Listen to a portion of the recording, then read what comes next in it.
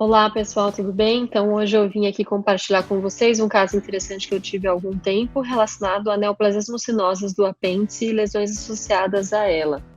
Então, para começarmos, eu vou explicar o que são as neoplasias mucinosas do apêndice secal. Uma neoplasia mucinosa significa que existe uma proliferação epitelial rica em mucina, com citoplasma rico em mucina, e que pode ter um extravasamento dessa mucina para o meio extracelular, ou seja, para a parede do apêndice, para a camada muscular, para a camada serosa, ou até mesmo para fora do apêndice.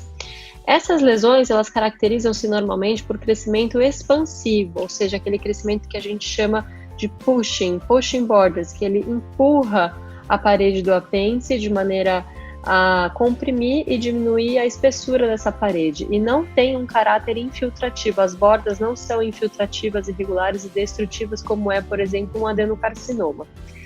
As neoplasias mucinosas, elas são classificadas de acordo com o grau de displasia, ou seja, o grau de atipia nuclear, que eu vou falar mais para frente para vocês o que é. Então, nós temos dois grupos. O grupo de neoplasia mucinosa apendicial de baixo grau, também conhecido como LAM, e o grupo de neoplasias mucinosas apendiciais de alto grau, também conhecido como RAM, que é uma entidade rara que foi recentemente incluída na categorização diagnóstica na última atualização da Organização Mundial de Saúde. Com relação às alterações moleculares nestes grupos de neoplasias apendiciais, nós temos na LAM de baixo grau, então nós temos frequentemente mutações em Carras, e aqui não é comum a gente ter instabilidade de microsatélites ou mutações em BRAF. Já nas de alto grau, nós temos mutações semelhantes aos adenocarcinomas, que aí sim incluem instabilidade de microsatélites e podem ter associação também com o fenótipo de mutação em BRAF e em Carras. Macroscopicamente, essas lesões elas vão se manifestar com uma dilatação apendicular global. Então, como vocês podem ver aqui, nós temos um apêndice globalmente dilatado, sendo que aqui na ponta do apêndice nós temos uma região um pouquinho mais globular, e quando nós fazemos os cortes no sentido transversal, é possível que a gente veja a parede apendicial um pouco mais fina, com o lúmen bem dilatado, e aí dentro do lúmen, aqui no centro do lúmen, a gente vê o material mucoide. Antigamente era comum a gente ver até o termo mucocele, né, que é uma dilatação preenchida por mucina. É importante lembrar que esse é um termo de descrição macroscópica. A gente tem uma dilatação apendicular global preenchida por mucina. Isso não é um termo diagnóstico de linhas diagnósticas da microscopia. Quando a gente olha na microscopia, aí a gente vai ter que classificar, então, esse grau de displasia, e alguns outros critérios vão ajudar a gente a falar se é uma LAM ou uma RAM. Então, a LAM, ela vai se definir como uma neoplasia com uma citologia de baixo grau, produtora de mucina, que vai ter, além disso, algumas outras características. Então, por exemplo, nós vamos ter o crescimento que ele pode ser plano, ou ele pode ser viliforme. Nós temos também a perda da camada muscular da mucosa, que é um achado muito característico, associado à fibrose da submucosa. Esse crescimento que eu falei para vocês de bordas expansivas que empurra a parede apendicular, e a presença então de mucina acelular, que quer dizer então que eu não tenho células nessa mucina, eu só tenho conteúdo mucinoso dissecando a parede desse apêndice. E essa mucina acelular, ou com células neoplásicas citologicamente brandas, benignas, sem atipias, pode estar também fora do apêndice, como a gente vai ver nesse caso, que eu vou mostrar para vocês mais para frente. Esses critérios todos, eles foram elaborados tanto pela Organização Mundial de Saúde, na sua última edição, mais fidedignamente, assim como também o grupo oncológico de estudos internacionais na região peritoneal, para falar também do pseudomixoma peritoneal, que a gente vai ver mais para frente como que funciona.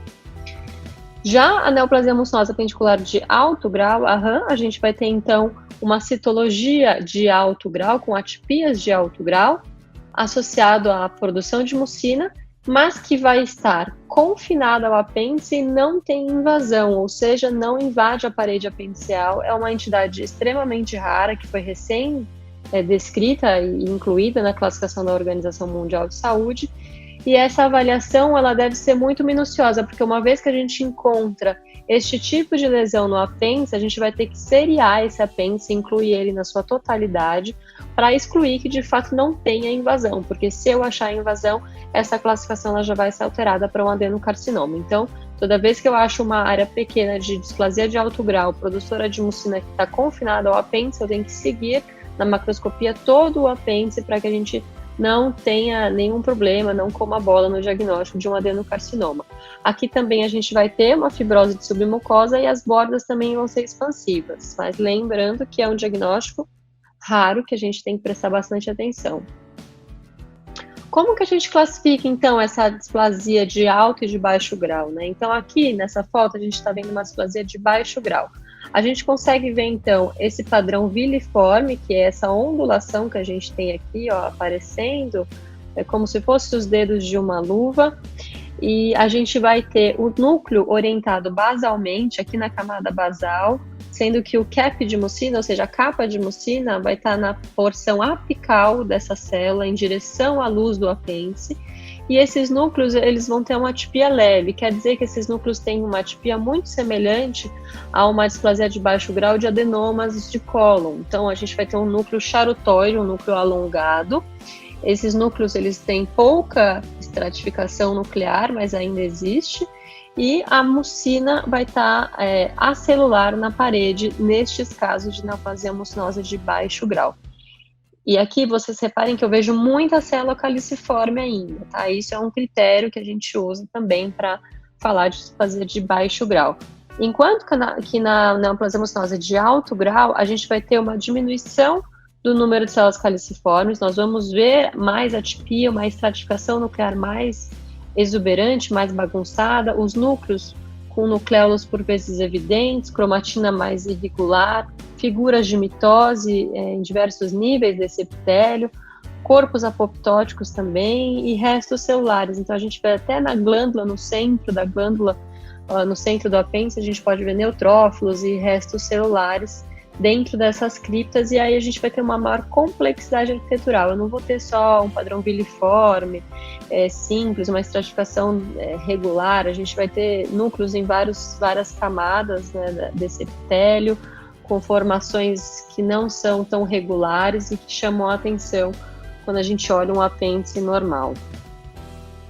Então aqui eu vou mostrar o caso que eu tive para vocês. A gente tem então aqui um corte histológico de um apêndice secal.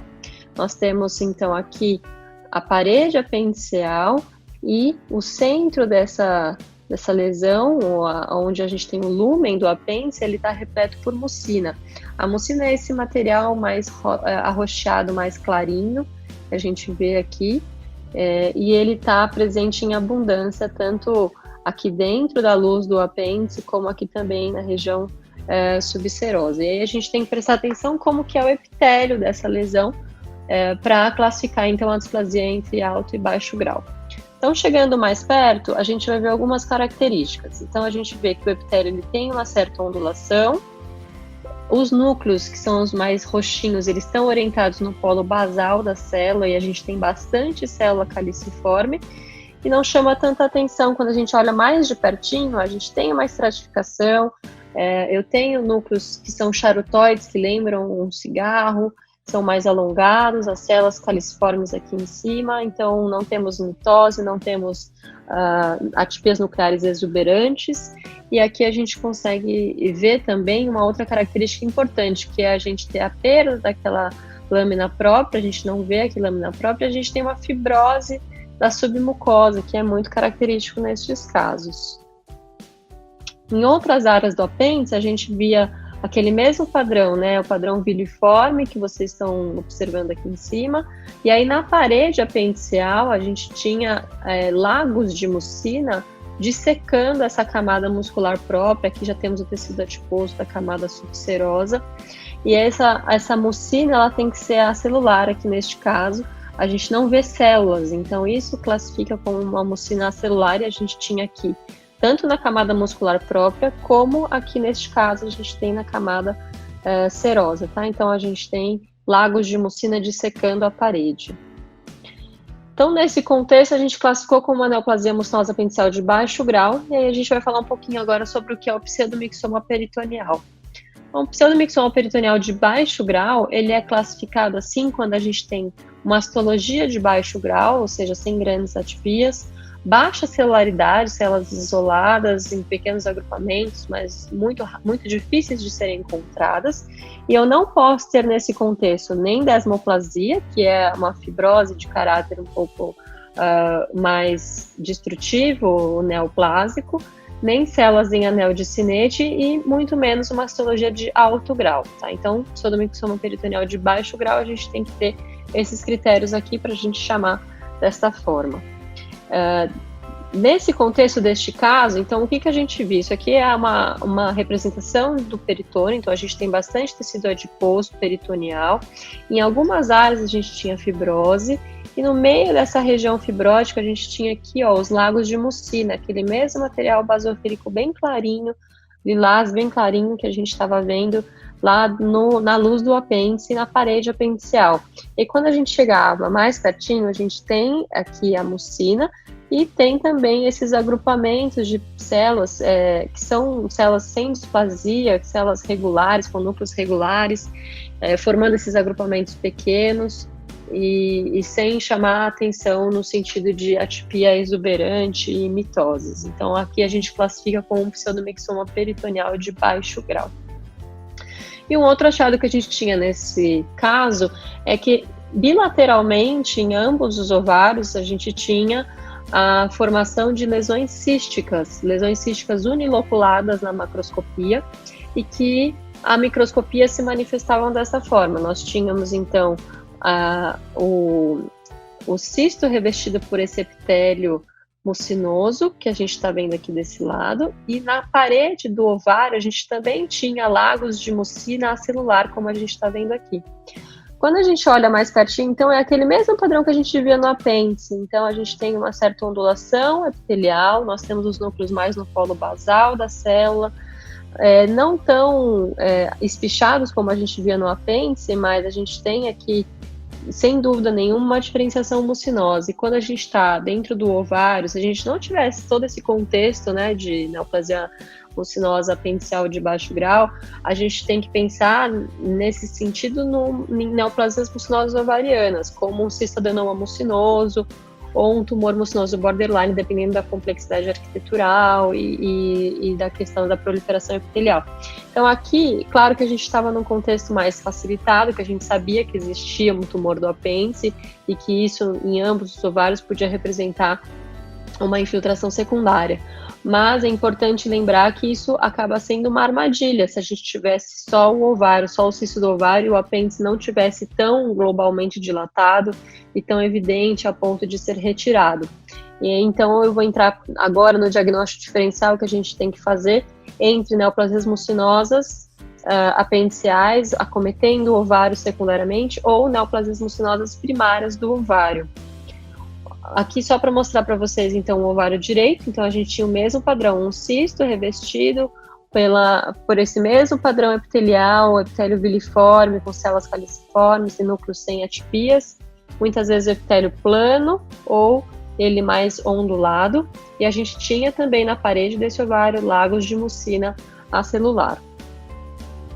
Então, aqui dentro desses critérios que a gente usa para diferenciar um tumor mucinoso ovariano primário de um acometimento secundário, nós temos algumas dicas, e nem sempre é tão intuitivo e tão fácil, na maioria das vezes, inclusive, é desafiador, mas a gente tem que ter em mente esses critérios todos para a gente acabar não errando, ou errando menos, né, na medida do possível. Então, os tumores mucinosos primários do ovário, eles são também chamados de tumores mucinosos millerianos, e quando eles estão associados a teratomas e tumores de Brenner, a gente acaba favorecendo mais que eles sejam primários do ovário.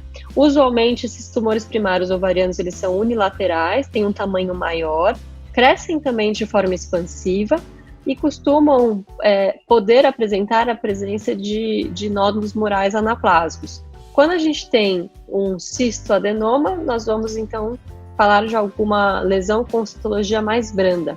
Enquanto que quando a gente tem acometimento secundário, né, metastático do ovário por um tumor mucinoso, a gente vai ter morfologias metastáticas. Então a gente sabe que uma neoplasia mucinosa apendicicular de baixo grau, ela simula morfologicamente um cistoadenoma mucinoso primário do ovário. A gente tem um padrão característico de adenocarcinomas intestinais, que quando estão dentro do ovário, nós vemos o padrão nuclear, necrose, o jeito que essas células se arranjam, e a gente pode também falar um pouco mais sobre as morfologias metastáticas em vários cenários, né? Nesse contexto metastático, é comum a gente ter o acometimento de superfície ovariana. Eu vou ter também tecidos acometidos extra-ovarianos e eu posso ter pseudomixoma peritoneal, que é o que a gente acabou vendo nesse caso que eu mostrei para vocês.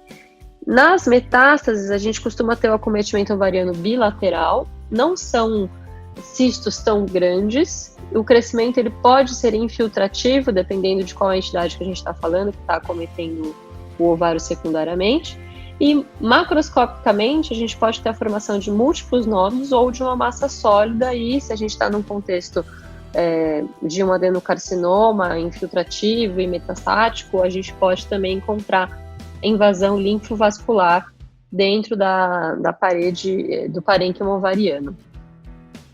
Quando a gente olha para imunistoquímica, muitas coisas vão ser, às vezes, duvidosas e semelhantes, mas a gente tem alguns marcadores que, neste contexto da neoplasia mucinosa apendicular, vai nos ajudar bastante. Então, quando a gente tem um cistadenoma mucinoso ovariano, que é um tumor benigno, cístico, tamanho grande, que tem um revestimento brando, esses cistos vão ser de paredes mais finas, a citologia, então, vai ser branda. Eu posso ter extravasamento de mucina celular na parede, e aí a marcação imunistoquímica, ela vai ser citoqueratina 7 positiva, fortemente difusa. A citoqueratina 20, ela costuma ser positiva ou negativa de uma maneira focal, ela varia. O PAX8 também pode ser um marcador de tumores ginecológicos, ele também pode ser positivo ou negativo. E o CDX2, que costuma ser um marcador de sítio primário intestinal, ele aqui pode ainda ser positivo, de maneira mesmo que focal, num tumor primário de ovário com diferenciação mucinosa. Então, ele acaba não ajudando muito a gente. Mas a gente tem um outro marcador que se chama SATB2, e esse marcador ele costuma nos auxiliar com mais segurança. Ele costuma ser negativo aqui no cistadenoma mucinoso ovariano. Enquanto que nos tumores mucinosos apendiculares de baixo grau, que acometem secundariamente o ovário, nós também vamos ter algumas características morfológicas semelhantes ao cistadenoma mucinoso, como eu acabei de falar. Eu posso ter extravasamento de mucina no ovário, que a gente chama pseudomixoma ovário, ou no peritônio, e aí a imuno ela vai começar a mudar um pouquinho. Então aqui a gente tem a citoqueratina 7, pode ser positiva ou negativa. A 20 vai ser fortemente positiva, né? Então difere do cistadenoma mucinoso ovariano. Aqui, o PAX8 ele vai ser negativo, porque a gente está falando de uma lesão que é originada no apêndice e não em trato ginecológico. O CDX2 ele não vai ser simplesmente focal, ele vai ser um marcador que vai ser fortemente positivo, difuso, assim como o SATB2. Então, a gente vai ter pelo menos esses 5 marcadores aqui que vão nos auxiliar a ter um norte, mesmo quando a gente está falando de um tumor mucinoso ovariano de baixo grau. Então, essa é a imunistoquímica desse caso que eu mostrei para vocês no ovário, né? Para a gente aplicar essa questão que a gente falou da diferenciação de uma neoplasia mucinosa de baixo grau cometendo o ovário secundariamente ou um cistadenoma mucinoso ovariano, primário do ovário, né? Então, aqui a citoqueratina 7 ela foi negativa. A citoqueratina 20 foi positiva, bem forte, difuso. O PAX8 negativo. CDX2 positivo, nuclear, forte, e o SATB2 também tem essa positividade nuclear, como vocês estão vendo aqui. Então, esse padrão imunistoquímico mais a morfologia no ovário fala a favor de uma neoplasia mucinosa apendicular de baixo grau. Claro que para nós isso foi muito mais feito para ilustrar o diagnóstico, porque a gente já sabia da informação da neoplasia mucinosa no apêndice e foi para uma comprovação diagnóstica, então, para deixar documentado, e a gente sabe que seria um perfil mais ou menos ao contrário se a gente estivesse falando de citadenomas mucinosos primários do ovário. Mas a gente tem que prestar muita atenção nesse diagnóstico diferencial de tumores mucinosos ovarianos. A gente tem alguns pitfalls, algumas armadilhas, né? Uma que a gente vai falar agora, então, a metástase de adenocarcinoma endocervical, ou seja, que vem lá do colo uterino, elas podem ser unilaterais e terem menos de 10 centímetros, simulando um tumor primário ovariano. Tumores mucinosos que estão associados a teratomas, eles ainda podem ser SAT-B2 positivo, né, que indica que é uma coisa coloretal, e apresentarem-se frequentemente com pseudomixoma peritoneal e ovário ao diagnóstico, simulando uma metástase. Mesmo que eu tenha o teratoma, o perfil imunistoquímico às vezes pode, e a apresentação clínica pode ser semelhante a uma apresentação metastática. E o acometimento secundário por neoplasia musculosa apenticular de baixo grau, ele pode também ser unilateral ou bilateral, como era esse nosso caso, e ele simula a arquitetura e citologia de um cistoadenoma, que é o que eu mostrei para vocês, né? E aí realmente a imunistoquímica ela acaba nos auxiliando bastante nesse sentido. Agora, como que a gente estadia essas neoplasias mucinosas, né, apendiculares? Quando a gente está falando de uma neoplasia mucinosa apenticular que está confinada até a muscular própria, a gente vai chamar de PTIS, né, como se fosse uma neoplasia in situ. E aí, lembrando que nestes casos de LAM, o PT1 e o PT2 não se aplicam, tá?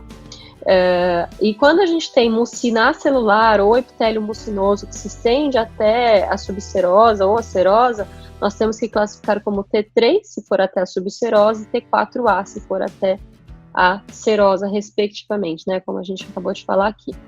E aí, quando a gente tem, por exemplo, um acometimento de peritônio visceral, que inclui mucina celular ou epitélio mucinoso de baixo grau, envolvendo a serosa do apêndice secal, ou serosa de mesoapêndice, aí a gente já tem que chamar de PT4A, tá? Que se a gente estivesse falando só de uma coisa restrita ao apêndice, a gente teria colocado nesse sentido.